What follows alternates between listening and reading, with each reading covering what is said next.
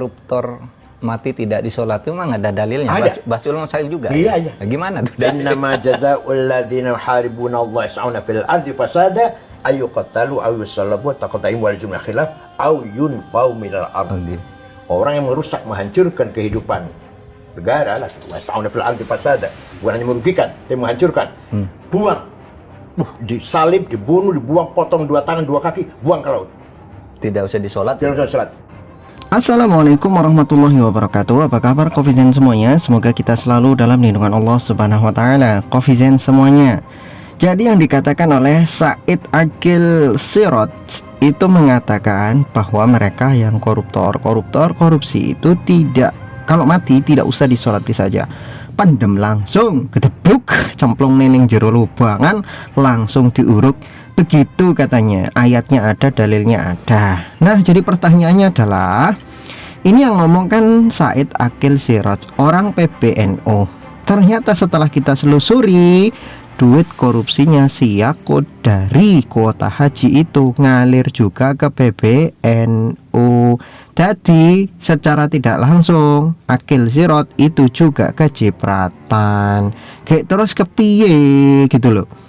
Nah inilah teman-teman semuanya, mohon maaf kawan-kawan saudara-saudaraku dari NU. Mohon maaf, saya tidak menyudutkan NU, saya tidak menenteng Muhammadiyah, tidak. Kita berbicara secara fair. Jadi NU itu pernah saya diprotes. NU itu ada yang struktural, ada yang identitas gitu.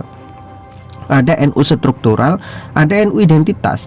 Jadi NU identitas itu ya dia orang NU gitu. NU sebagai organisasinya, sebagai fikrohnya, sebagai apa namanya, sebagai madhab kepada Imam Syafi'i, maka dia ikut NU. Nah itu namanya NU identitas gitu. Identitasnya memang NU. Dia nggak terafiliasi dengan urusan-urusan politik. Yang penting dia NU, dia punya pemahaman NU yang notabene-nya sudah punya aturan-aturan tersendiri. Nah yang kedua itu NU yang struktural. Mereka yang ikut masuk dalam struktur organisasinya sampai pusat, terutama sampai PBNU, dan itu diakui oleh pengikut-pengikutnya sendiri. Banyak kekacauan-kekacauan di sana, gesekan politik, money politik, black campaign dan lain sebagainya, itu adanya di sana. Senggol-senggolan, sikut-sikutan, rebutan pengikut, ya itu adanya di sana. Dan mereka orang-orang yang kotor-kotor itu rata-rata juga bersarang di sana. Jadi di NU struktural inilah, termasuk kalau kemarin kita bahas, kita lihat seperti siapa Yakut, siapa Abu Gembel, kemudian si Ulil Absar Abdallah itu kan tokoh-tokoh jil itu. Kemana mereka ngikutnya? Bukan ke NU identitas, tapi lebih kepada NU struktural. Mereka masuk ke struktural NU, masuk ke kepemimpinan NU. Mereka itu hanya menjadikan NU sebagai alat politik untuk menerima kepentingan mereka, kan gitu. Pada akhirnya yang dicari oleh mereka itu ya hanya keuntungannya, entah keuntungan finansial, jatah tambang yang kemarin diributkan, apalagi semuanya. Itulah yang mereka cari.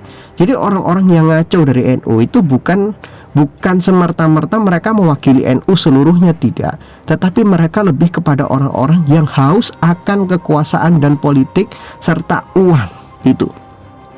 Jadi makanya yang ngerusak NU ya sebenarnya mereka, yang memecah belah NU ya mereka ini. Makanya kalau Pak Aqil Siraj itu mengatakan yang koruptor itu kalau mati nggak usah disolati, nah terus gimana dengan yang PBNU termasuk dirinya sendiri kalau kecipratan duit dari korupsinya si Yakut, berarti dia juga kalau mati nggak usah disolati kan gitu aja.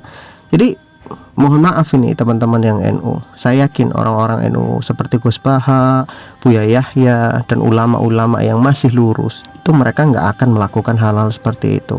Hanya orang-orang yang mereka itu cari keuntungan pribadi, cari makan di NU adalah orang-orang yang merusak NU. Itu aja. Wallahu a'lam bishawab. Semoga bermanfaat.